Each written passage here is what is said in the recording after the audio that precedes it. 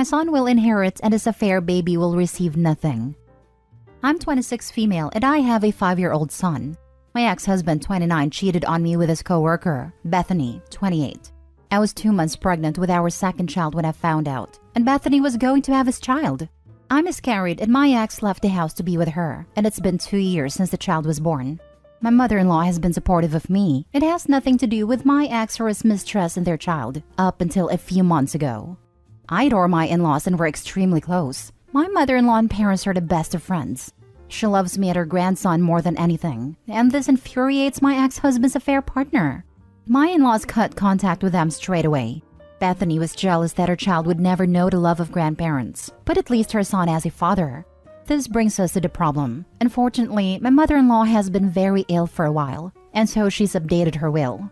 My ex-husband was an only child, so he would have gotten everything. But now, my son will inherit her house, villa, and money. I will receive a large portion of her money and all of her belongings. Until my son turns 18, it will be in my trust, and if I pass before that, my parents will take care of it. And they do know this. That is, once they caught wind of her being ill, my ex-husband begged for forgiveness. The mistress started being nice towards her when she's started fights and called her horrible names before and forced her to be around his baby. My mother-in-law's bedbound, but she says she wants to leave with a bang so she'll endure this. I haven't encouraged her to do anything, and this is her choice alone. They want her money, and her son thinks he's still included in the will. He also thinks his child will now be acknowledged by his grandmother and will also receive money. Now, my mother-in-law hasn't actually said she's forgiven them. She despises her son and his mistress for tearing apart our family. She wants to reward those who deserve it and get revenge in one go. The mistress keeps on hinting on how her child will grow up and attend a great college and other money-involved things whenever she's around my mother-in-law. Actually, mother-in-law's niece, my cousin by marriage, has overheard her on the phone discussing what wallpaper she wants in the dining room when she moves in and how my mother-in-law has no taste whatsoever.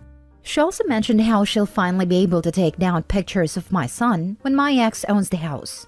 Too bad for her. It will belong to my son, and no changes will be made until my son becomes 18. It is his grandmother's home, and he should be allowed to cherish it in the way she's decorated it. I'm not really allowed to tell anyone, and though this revenge will be satisfying, I'll have to lose my mother-in-law. It's kind of a win-lose situation, and I dread the day when she'll take her last breath. She means a lot to me. I love her. But she wants this for her grandson, and has said that she cannot rest until she knows her son and his mistress have been punished. She wants this because her childhood was also ruined because of her father and his affair partner. She wants my son to know that he was loved and will always be loved. I hope my son will always value the great women in his life, and I wish he had more time with his grandmother. I might make an update if anyone wants it, though I pray to God it's a long time before that. Edit. Thank you all for listening to me and giving me advice. As for those who are angry at me for not asking my mother-in-law to include my ex's new child, I can't do anything about that. Yes, I'm happy and that's selfish, but I'm going to put myself and my son first. That child contributed to my miscarriage and is one of the reasons why my son has not had a father for over 2 years. I can't change my mother-in-law's mind about him. I do pity the baby, but it's not up to me to fend for it. It's not my responsibility. I've tried talking to my mother-in-law, but she's had her whole childhood ruined by her father, who made his affair children his top priority. This is why she wants nothing to do with it or her son. He knows that she went through so much because of cheaters, yet he decided to do the same to her. He has seen his grandfather favor his aunt and uncle over his mother. If this happened to you, you wouldn't be so happy about sharing yet another thing with a baby. Thank you again to those who have listened to me, and I've read out the nice comments to my mother-in-law. We've had a great laugh together. The mistress would send me photos of her ultrasounds after I miscarried, either to me or to my family. In the first envelope, she sent a letter full of the nastiest things about me, my son, and my miscarried baby. She'd even tagged me in social media on an account I didn't know about. It was an invitation to her baby shower. She has done plenty of disgusting and hurtful things to me regarding my miscarried baby. The people who are coming at me in the comments would not be as civil as me if anything like that happened to them. Ignoring her child is honestly the best option. I do not want my son to grow up with her son. And to those who are insulting and saying rude things about my dying mother-in-law, you are truly disgusting. Now for the top comments. I'm sorry that this situation is bittersweet though. I hope your mother-in-law gets better. Thank you. I hope she gets better too. Imagine if the mother-in-law gets better and the true colors of your ex and the affair partner come back out now that the inheritance is a long way off. Please have the will overlooked for the lawyer just in case he contests it and to prevent any loopholes. Yes, she's had that done by 2 separate lawyers, and my ex-husband willingly gave me full custody of our son, so he shot himself in the leg. As soon as she passes, your ex is going to be in that house and trying to establish himself. Ask the lawyers how to mitigate that, because you will be grieving and shouldn't have to endure that right then. Mistress and your ex will absolutely not last when they realize they are not getting the house. Divorce within a year of finding out, I reckon. They aren't married, though I hear she's been wanting it from the moment my scummy ex left my doorstep. I'm in contact with some of my ex's colleagues, and the amount of crap they tell me makes me laugh. A few things are a bit sad, but they deserve it, not gonna lie. Nothing life-threatening or to do with health, obviously, thank God, because they still have a kid to look after. Mistress has a bit of a money-spending problem, a large problem actually, and they have lots of fights over it. Her parents hate my ex for not allowing their precious child to spend more. He complains about this at work to some of his friends. He's had an emotional affair with someone in his office because he thinks the mistress has been cheating on him too, as in sleeping around. They can't trust one another. Still, what comes around goes around, though I hope they can resolve this for the sake of the kid. Sometimes the stupid loser whines at work about how he should have never left me for his mistress. But then again, he says he's glad he left our son behind. Next story. My dad wants to rebuild our relationship, but I have no interest in him. My 25 male father has always favored my sister. Not only does the family call him out on it, he admits to it. His defense is that my sister looks so much like our late mother that he can't help but spoil her. My sister caught on this and used it to her advantage. If she wanted something from the store, all she had to say was please dad, and he would get it for her. If I asked for something, my dad would ask me what I've done to deserve it. And if I couldn't think of something good I did recently, I didn't get it. Whenever my sister did something bad, she would begin to cry and dad would easily forgive her. If I did something bad, I always had to face the full consequences. Dad would leave work and come get my sister from school for anything as small as a splinter. Well, I could be throwing up and Dad would say he couldn't leave work, and I had to tough it out. I tried so hard to earn his love and attention, but nothing worked. I tried excelling at school, I tried acting out, and I even forced myself to get into his hobbies in hopes we would bond that way. The day I gave up is the day I found out how little my dad cared about me. I was turning 15. The plan was for me, my dad, sister, uncle, and 2 friends to go on an arcade that was a 2-hour drive away. The day before my birthday, my sister got the sniffles, and Dad said she was in no condition to travel, and we would have to cancel the trip. I tried to convince him to leave her with our grandparents, but he didn't want to leave her to suffer alone, so he told me to call my friends and tell them, while he went and called my uncle. After we walked away, I went and cried my eyes out. About a gallon of tears later, I got a call from my uncle telling me not to worry. He would take us to the arcade. I ended up having a great time and forgot all about my dad and sister. But when I got back and my sister saw all my prizes, she asked if she could have one. I said sorry, no, these are from my birthday trip. Later, my dad came to me and told me it would be nice if I gave my sister something. I replied with something along the lines of, you know what would be nice? If you didn't try to cancel my birthday over my sister's runny nose. My dad called me selfish and said my sister's health was more important and I would be a good big brother if I gave her something. I still didn't give her anything. After that incident, I gave up on my father and just focused on those who actually cared for me. My father either didn't notice or didn't care. As long as he had my sister, that's all he needed. He didn't start caring until it made him look bad in the public eye. My senior year, the band had an award ceremony. I didn't even bother asking my dad to attend. Instead, I asked my aunt and uncle. My dad didn't notice until he saw not only the family post on Facebook, but the school as well. A lot of the comments on the post were asking why my dad wasn't there, so he confronted me and asked why I hadn't told him, said he would have loved to go.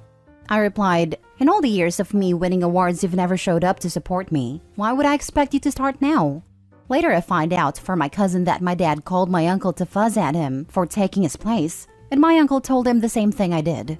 For a brief moment of my life, my dad seems to start caring about me, but then my sister won a sports award and he forgot about me again. I moved on, went to college and made a life for myself. I saw my dad every now and then, but our relationship stayed the same. Then, one day, my dad's worst fear came true. My sister moved on from him. She moved across the state to be near her boyfriend and his family. My dad cried to anyone who would listen. He would say how he's alone and has no one, but his obsession with my sister not only drove me away, but everyone else in the family as well. He showed up to my house one day and wanted to talk.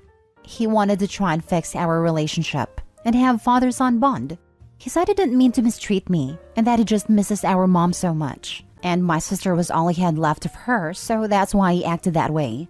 That's when I pointed out that I'm our mother's child as well. And he basically just told me he didn't see me as his child. He tried to backtrack and say that's not what he meant, but I wasn't having it. I told him I had no interest in him or having a relationship with him. He'll still try to get involved with me every now and then, but I keep him at an arm's length. I feel that it's too late to repair all the damage he has done. Wow. So I guess you weren't your mother's child too, since your sister is all he had left? Glad to move on. You were a kid who lost a mom and a dad in a sense, and there's no coming back from that. Out of curiosity, do you still talk to your sister?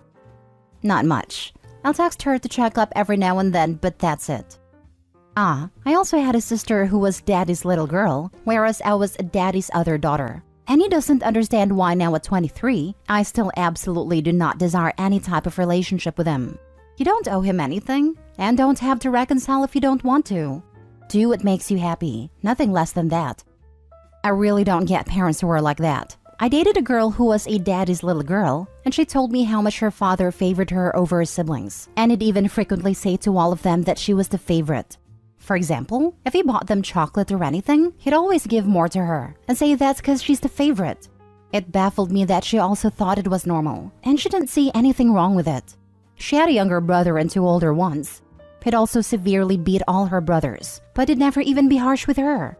Only her mother would try to discipline her, but the father would stop it. The funniest thing is that she said that she agreed in physically beating children as a form of discipline. Like, no wonder, you were never the one being beaten. The mom did not beat her or any of their other children though.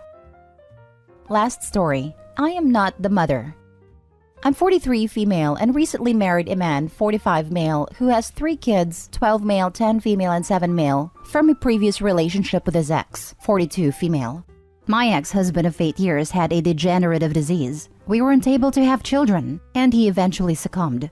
I was ecstatic about being a stepmom. I was determined not to be that stepmom. I wouldn't demand that the children call me mom and accept me as mom from the get-go. They should take their time. Well, they absolutely hate being told anything by me.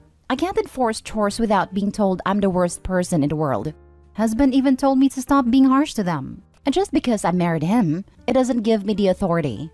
I worked my butt off to help 12 male with a science fair project, but I wasn't allowed to attend his presentation because his bio mom wanted to go. I bought 7 male the plushie he wanted, and my mom went off on me for taking the experience away from her, and husband took her side. 10 female absolutely hates everything about me. My voice, my mannerisms, my existence. She isn't shy about that either and will let me know, and husband says it's because I'm trying too hard to be her mother, when I'm not.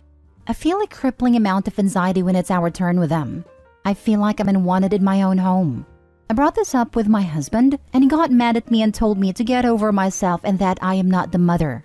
I am not the mother. Okay, so I cooked for myself only.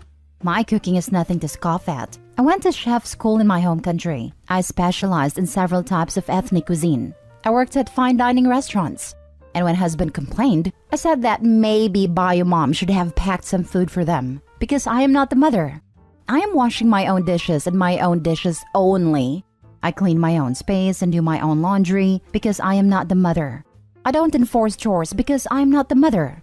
The children need help with math and languages. I said that maybe husband should pay for a tutor because I'm not the mother. Finally, he told me I'm being petty and I lost it. I said that they do expect me to be the mother, but only on the boring or difficult things. I am not allowed any of the fun or rewarding parts of being a mother. They're using me and I'm done with it. He apologized and said that he didn't mean it that way. So I asked what exactly he meant, and he said he doesn't know, but is really sorry and he will try to do better from now on, but that he can't do this without me. Now I don't know what to do. Edit, I will do my best to reply to everyone. In short, yes, I rushed my marriage. My sweet and loving ex-husband left this world far too early. leaving me heartbroken and lonely. Then comes this guy offering me a full family, full of life. I was a fool. I'll be looking for a therapist, possibly a lawyer. I'm overwhelmed with all the support. I'll be thinking long and deep how to proceed. Thanks to all of you. Now for the comments. I nearly posted asking if he married you to be the nanny, but I'm sure that if the nanny tried to enforce a rule, he'd back her up. Genuinely, you are married to a man who is not your partner and does not have your back. Maybe some couples counseling sessions to try and work out what you need from each other going forward, or maybe you need a better spouse. And to be honest, if you want bio kids, this sounds like a really fraught situation to bring one into.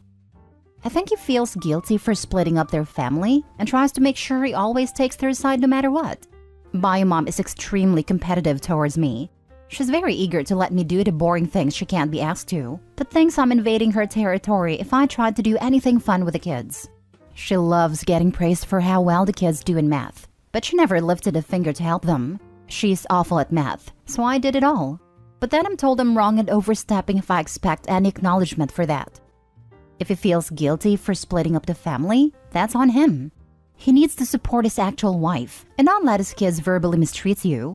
They don't have to like you, but they shouldn't be allowed to be so combative. It sounds like him and ex both are treating you like a live-in maid. Dad should be tutoring his kids. During their stay at her house, Dad should be the doing person because, as he said, you're not the mom, you're not the parent. They are the children of your husband, and during his time with them, he should be fully in charge of all things kid-related. Laundry, meals, homework, entertainment, bedtime, you name it. And it's Dad's job. I'd go so far as to be away as much as possible when the kids are there. Shopping, visiting, library time, whatever. Just away.